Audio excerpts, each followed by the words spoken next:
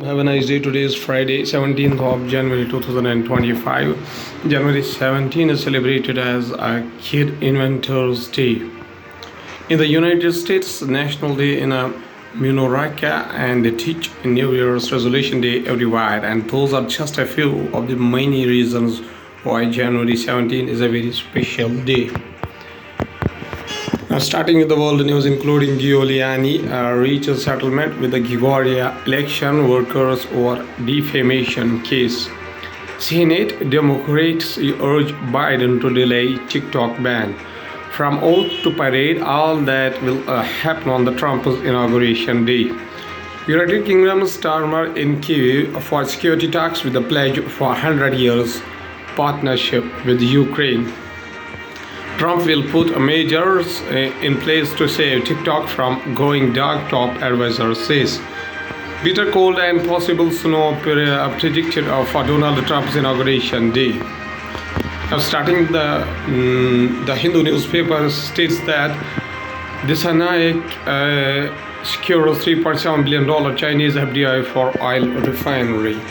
Sri Lankan President Anura Kumara Dissanayake meets his Chinese counterpart Xi Jinping in Beijing on January 15, 2025. The refinery in the southern Hambantota district will have a capacity of 2 lakh barrels. China emphasizes its readiness to work closely with Sri Lanka in the ushering in a new era of development. Sri Lanka has secured one of its largest FDIs. President Anura Kumara Dissanayake announced on Thursday after signing a $33.7 billion agreement with the Sinopec during his ongoing state visit to China.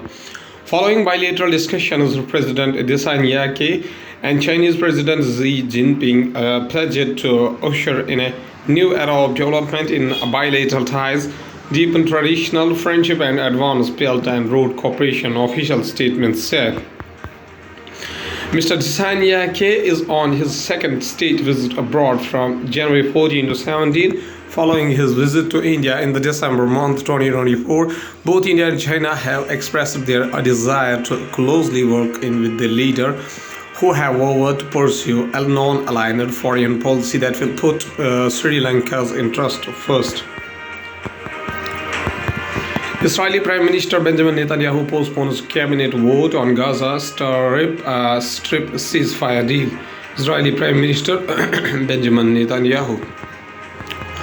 Israel has delayed a cabinet vote on a long-awaited ceasefire deal that would pause the fighting in the Gaza Strip and release dozens of hostages. Israel delays a cabinet vote on Thursday, January 16, 2025 on the long-awaited ceasefire deal that would pause the fighting in the Gaza Strip and release dozens of hostages. Israeli airstrike meanwhile killed at least 72 people in the war-ravaged territory. Prime Minister Benjamin Netanyahu blamed a last-minute dispute with the Hamas for holding up the approval as rising tensions in the Netanyahu's government. A coalition raised concerns about the implementation of the deal just a day after United States President Joe Biden and a key mediator Carter announced it was complete. Now, going towards the Hindustan Times newspaper states that 17 Mosaists shot dead in the Bijapur encounter.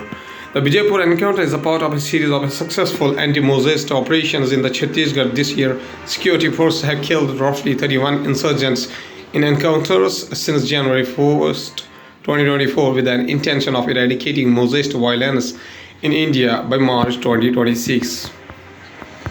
A huge posse of 3,000 security personnel gunned down at least 17 Mosaists in the Bijapur district of Chhattisgarh. Officials familiar with the matter said on Thursday evening, marking the first big anti-insurgency success in the state since the rebels blew up a vehicle and killed 9 people.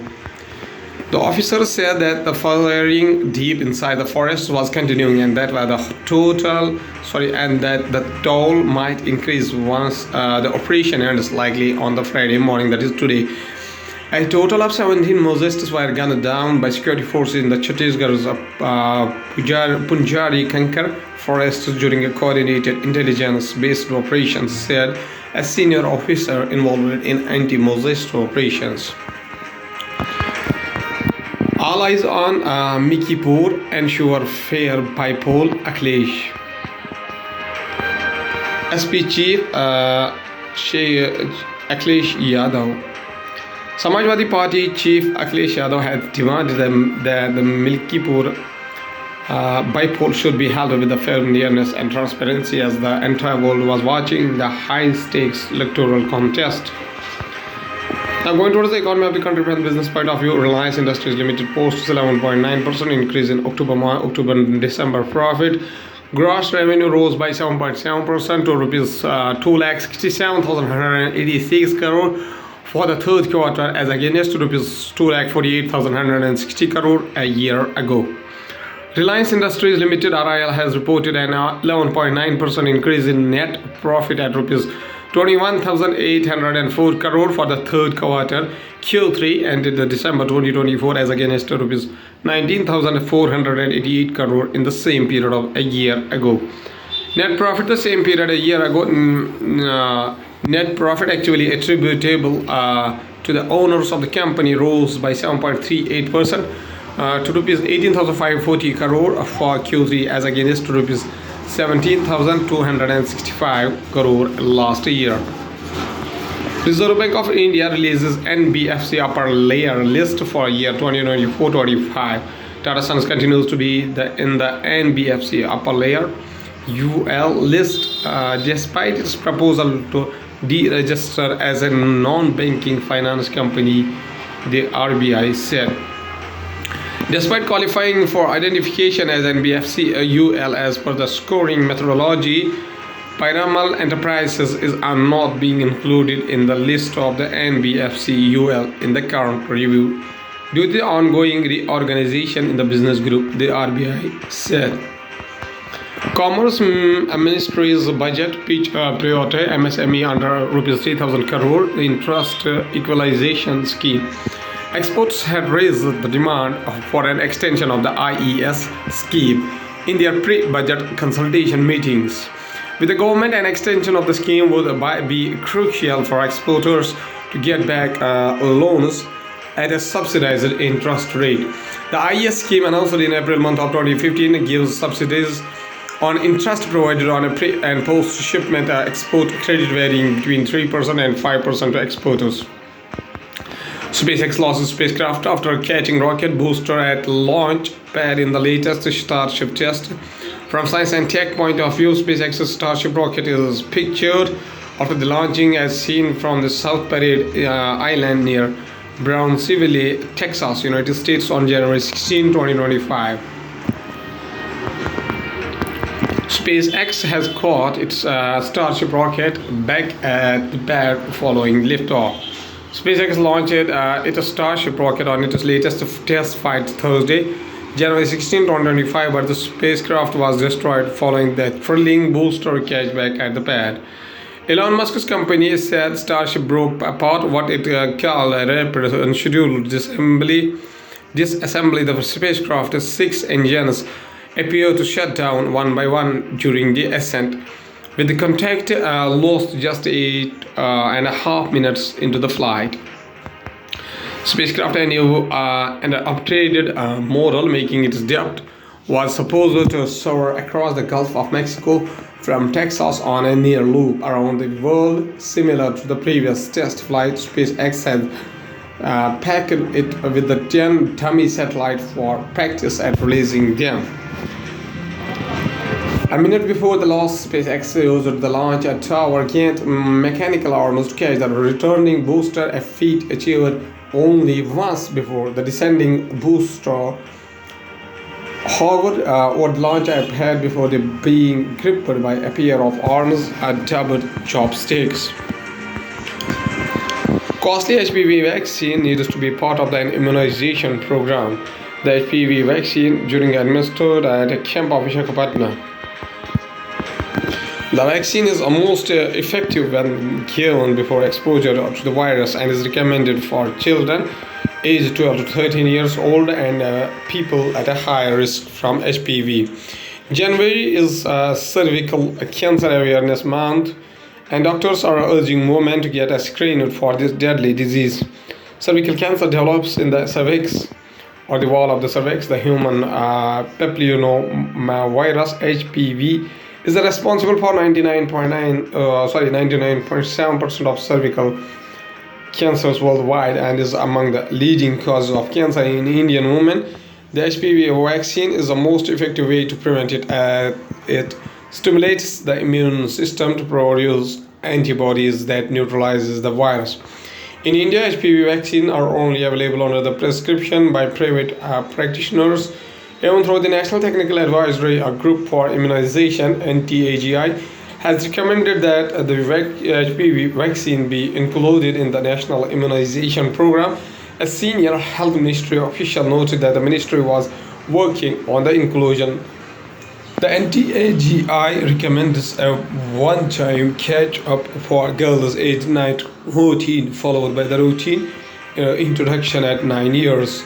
At last, there is a famous personality of India who is known by his famous name, Sir Syed Ahmad Khan. Birth anniversary 17 October 1870 up to 27th of March 1898. Also spelled as Syed Ahmad Khan was an Indian Muslim reformer, philosopher and an educationist in the 19th century during the British India. Though initially espousing Hindu-Muslim unity, he later became the pioneer Muslim nationalism in India and is widely credited as the father of the two-nation theory, which formed the basis of the Pakistan movement, born into the family with the strong ties to the Mughal court. Ahmed studied science and Quran within the court. He was also awarded the honorary LLD from the University of Edinburgh in 1889.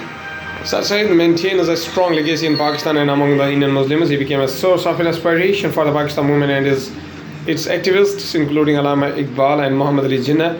His advocacy of Islam's rationalist tradition and a broader radical reinterpretation actually of the Quran to make it compatible with the science and modernity continues to influence the global Islamic reformation. Many universities and public buildings in Pakistan bear the Sir Syed's name. Aligarh Muslim University celebrates the Syed's 200th birth century with a much enthusiasm on 17 October 2017. In 1838, Syed Ahmad Khan entered the Service East India Company and went to become a judge at a small causes court in 1867, retiring from his position in 1876.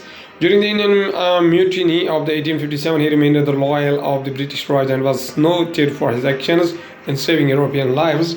After the rebellion, he penned the booklet, The Cause of the Indian Mutiny, and daring critique at the time of various British policies that he blamed for causing the revolt, believing that the future of Muslims was threatened by the rigidity of their orthodox outlook. Sir Ahmed began promoting Western style scientific education by founding the modern schools and journals and the organizing Islamic entrepreneurs, Victoria School at the Ghazipur in 1863 and a Scientific Society for Muslims in 1864. In 1875, founded the Muhammadan Anglo-Oriental College, the first Muslim university in the Southern Asia.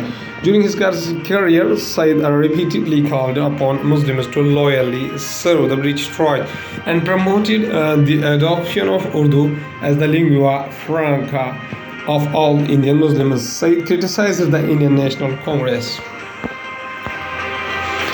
So Syed Ahmad Khan says a very famous quotation. He says that when a nation becomes devoid of art and learning, it invites poverty, and when poverty comes, it brings in its wake thousands of crimes. Okay, thank you.